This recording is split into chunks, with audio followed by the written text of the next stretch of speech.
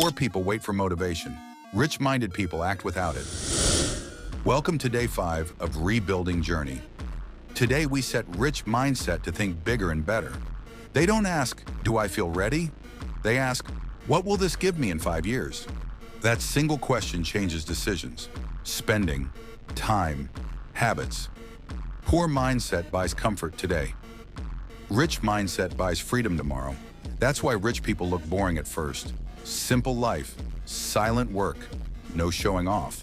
But later they buy time, options, and peace. Money follows mindset, not luck. Subscribe and join with our rebuilding journey.